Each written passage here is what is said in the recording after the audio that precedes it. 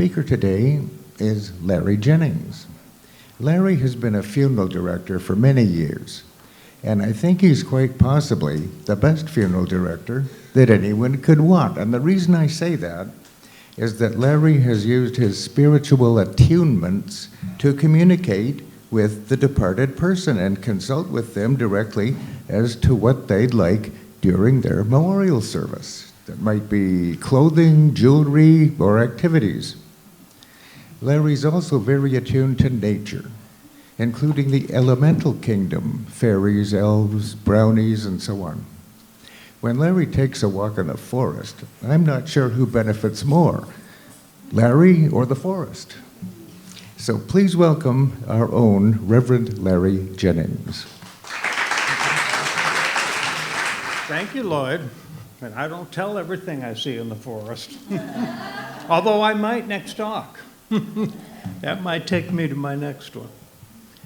But thank you for the warm welcome. It's always an honor to be here and speak at our beautiful church amongst like-minded people who want to hear a message that you may not hear everywhere. In a previous presentation here at the fellowship, I talked about a meditation I had with grandfather, who's one of my spiritual guides. He taught me that particular day about miracles as we sat in his teepee. As he spoke that day, he told me, "Not everyone sees the world as you do." That statement had me thinking about my life and how I have had perhaps experiences and maybe see the world not as everyone else does. I decided to examine these moments, and today we'll speak on how these experiences have brought me to an understanding of life and death as I've worked as a funeral director for the past 50 years. I call the talk Whispers 1, as I truly have heard a voice whispering to me over the years, as I have worked with many souls crossing over and have assisted so many families through these difficult times. Whispers Part 2 will take me at my next talk as I examine my life and how it has taken me down a new pathway. That's for later. My first recollection of experiencing death has to go back to a time, like many of us, when my grandparents died. I clearly remember being about 12 years old and carrying my grandfather, Harrison Jennings, into the Long Lake United Methodist Church. The funeral director directed us as pallbearers to place him in the front of the church, and then he proceeded to open the casket. As he did this, I witnessed and saw my first deceased person. The funeral director was attuned to my young age and invited me to watch what he was doing. I watched as he straightened my grandfather's tie and his clothing, and then to my amazement, he took out this tool and he raised the bed of the casket up in the air so we'd be able to see him better. This kind man, allowing me to watch, took away my fears and replaced it with a sense of wonder. 8 years later, I would walk into my first funeral home, ready to go to work. As my career progressed, I began to hear the whispers around me. Not a voice you could hear, but rather a voice inside of me.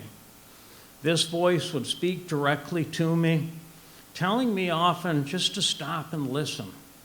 I have always been open to spirit and had experiences since I was a child. My first recollection of being aware of the dead, having a voice, came one night when I was alone in our preparation room. And I brought back to the funeral home a man in his 70s who had died at home. As I began to bathe him, suddenly every part of me was covered in goosebumps.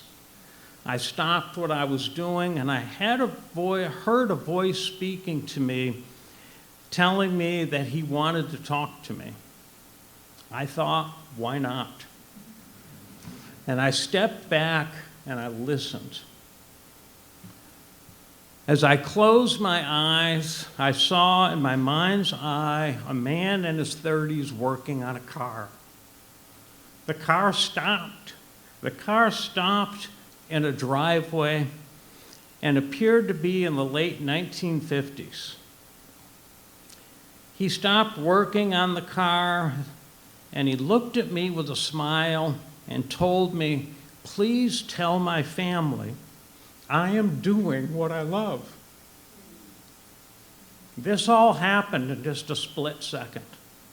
I continued my work and I left the funeral home about 5 a.m., just in time to get home, take a shower, put on a fresh suit, and return to work. I went back to the preparation area and checked on the gentleman. I straightened the sheet covering him, and again I heard a whisper come through that said, "Tell my family what you saw." And my thoughts went, how do I tell them I watched a car pull into the driveway and a man in his 30s working on it? That morning I met with the family to discuss his funeral arrangements. As we spoke, suddenly I was distracted by a whisper inside my head saying, "Listen and be aware." The family continued to speak and reached into a bag that they had brought with him that contained his clothing. They reached beneath the clothing and brought out some pictures of their father that they wanted me to display and to share. As I looked at them, suddenly I saw a picture of a man working on a car. The same man that I had seen the night before in the exact same car. I again was covered in goosebumps and reached for the picture and told them, "I bet you anything that your dad is again doing what he loved." I held that picture in my hand and heard a whisper, "Thank you." One of the sons went on and told me how he loved that car and taught him how to change its oil when he was just old enough to turn a wrench. We said we still have that car, and he said he was happiest when he was in our garage tinkering with that car. I suggested that they bring the car to the funeral home, and we would have it lead us in our procession to St. Mary's Cemetery, and they did just that. I believe that this was the first time I really listened and understood how these whispers I was hearing were indeed real and somehow connected me to a higher power. As time moved forward, my guides led me to a new pathway that would ultimately lead me here to Virginia Beach, still working in funeral service, but now, unlike upstate New York, in this community we had a place called the ARE, and of course a bookstore on Laskin Avenue called the Heritage. I was a sponge trying to absorb all the information I could, and I eventually stopped seeking and focused what was there all the time, the whispers.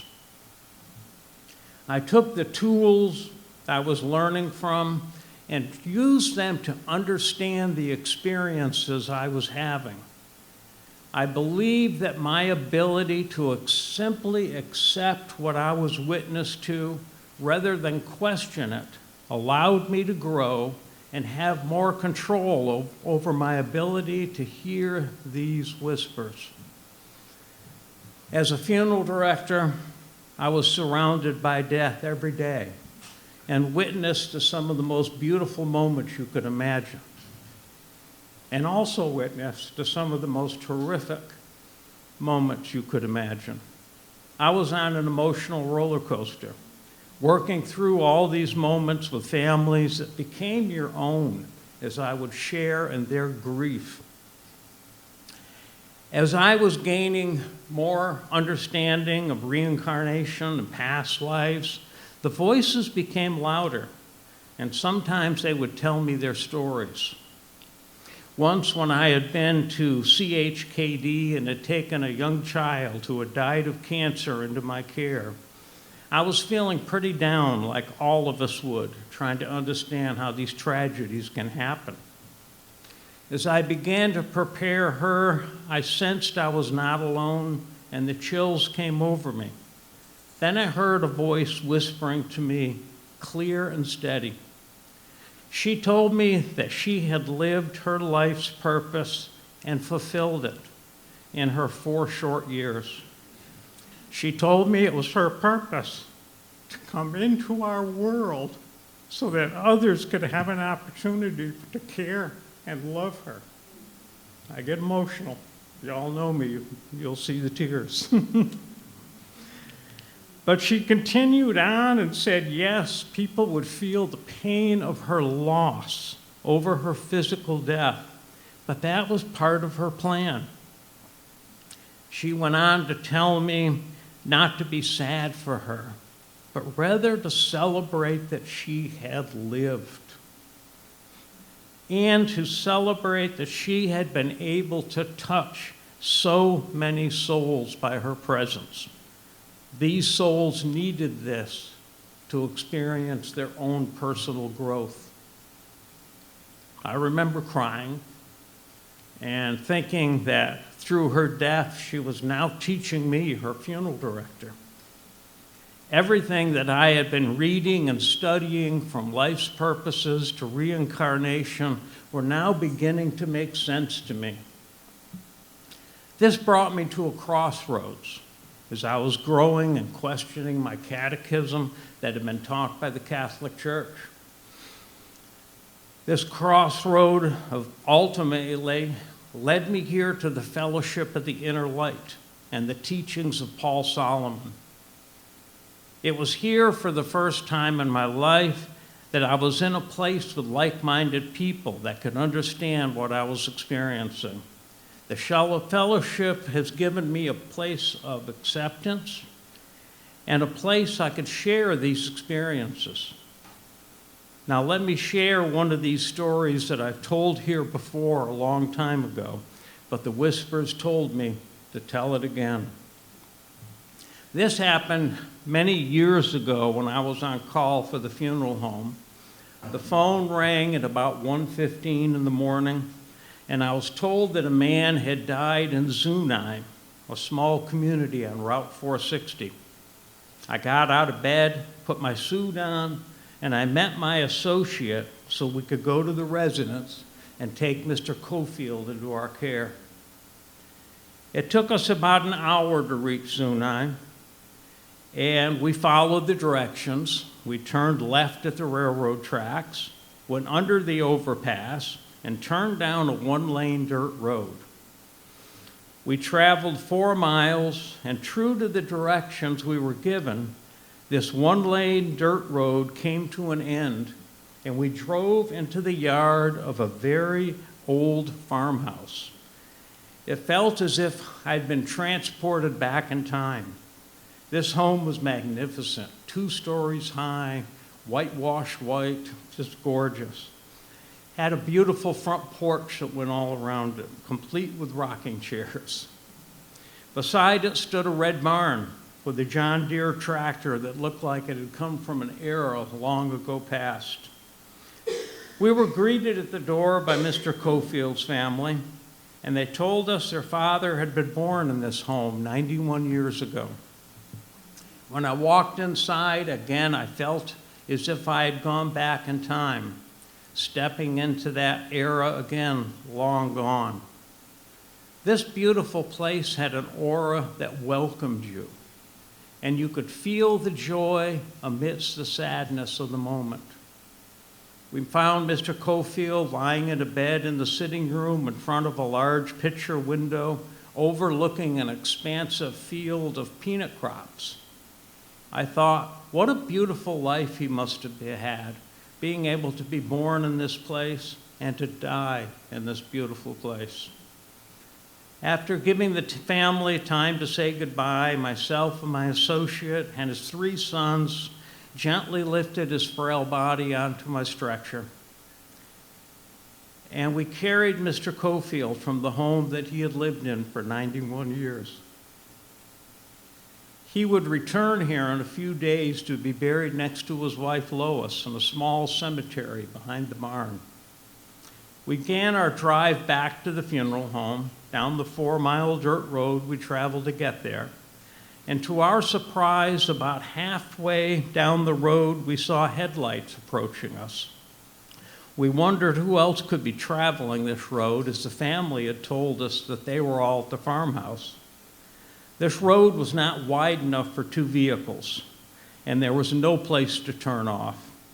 So we somehow managed to pull our van into the underbrush to allow the approaching car to pass us. As the vehicle got closer, we were surprised to see a green and white 1954 Chevrolet. I went back and looked it up because I can still see that car. Behind the wheel was a man who neither looked right or left, but only on the road directly in front of him. As he passed our vehicle, he suddenly jerked his head to the left and looked straight into the side of our van as if he could see inside. We saw something very familiar about this person and felt a very cold chill come across our bodies. After he passed, we turned to look at the back of the car, and the car disappeared. It had vanished before our very eyes. We pulled back onto the road, got out of the van, and there was no sign that this car had ever been present. We looked at each other, and we both knew we experienced something very special here. We both knew in an instant what had happened. We both knew that Mr. Cofield had gone back to his home, driving his favorite car, and he had looked into the back of our van and watched his own body being taken away. After we pass, I believe we all have choices of what happens next. Mr. Cofield made the choice to return home, as he had such a strong attachment to this land and home. And I often wonder if he is still there, or if he has decided to create his life new somewhere else of his choosing. Maybe he has simply gone into the light and returned home. This moment in time was one of many that helped me to understand that what we call death is just a continuation of life. Obviously, these experiences and many others have had a profound influence on my life. Many years ago, the Whispers repeatedly told me to share my stories and hope that my message would resonate within others. I hope today that this is true for you. The whispers I hear, of course, are the voice of our Creator, speaking to me through our heart center.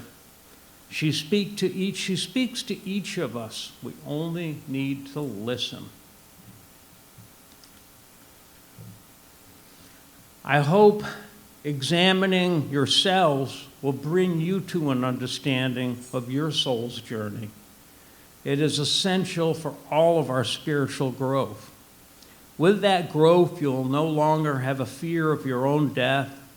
And with that growth, it brings an understanding of reincarnation, of past lives, of life's purposes, and so much more. For me, meditation has always been the key to unlock a world of possibilities, the key to peace, and a key to live in a place of love, free from the fears that hold us down, and most importantly, the key to knowing and having a direct relationship with Mother, Father, God. I often hear I can't meditate.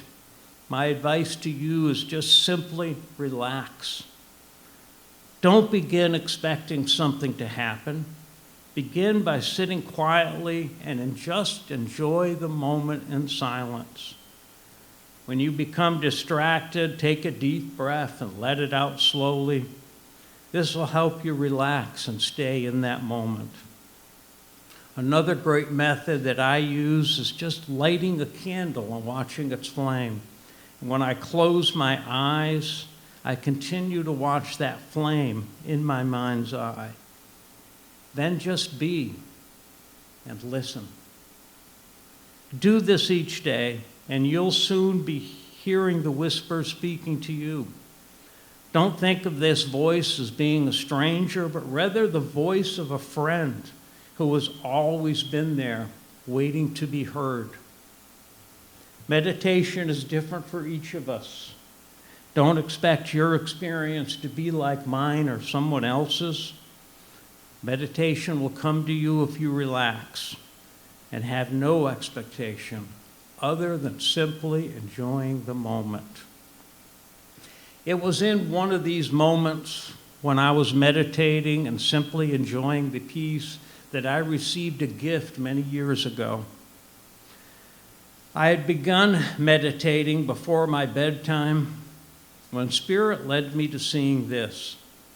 I remember I quickly slipped away and saw before me a tree at the edge of a lake.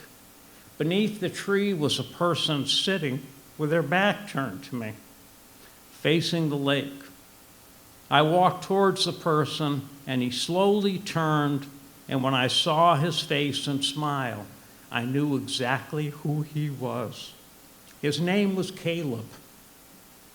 He had died about a year before this meditation. He was only 13 years old, and he died from complications of a kidney disease. This child grew up with my children and was part of our family. This was the hardest loss that I had ever experienced up to this day. When Caleb turned and smiled, he said to me, "I'm okay.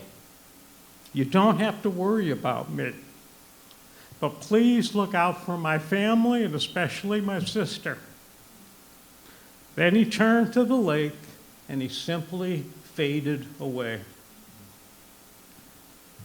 Tears of joy and tears of grief walked down my face in that moment as I couldn't control my emotions. But somehow he found a way to connect to me through Spirit, letting me know he was all right and reaching out so I would continue to look after his parents and sister. I still keep in touch with them to this day.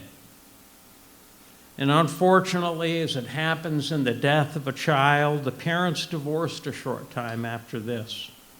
Their pain was too great to endure.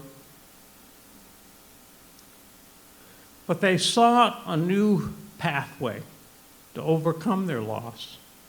New pathways that have ultimately led them both to a place of peace and a place of happiness. In closing today, I can honestly say that my life has been truly blessed. I have traveled pathways that have given me the opportunity to live life to its fullest. A life of understanding and knowing that you are truly all are one, and that our life's journey never really ends, for our soul is immortal. Grandfather told me, not everyone sees the world as you do. I truly believe that each of us can see the world that I see. We need to only accept what we can't see and listen to that voice that comes from within, the voice of our source. The whispering you hear is real. Listen for it and follow it wherever it takes you. Thank you. Okay.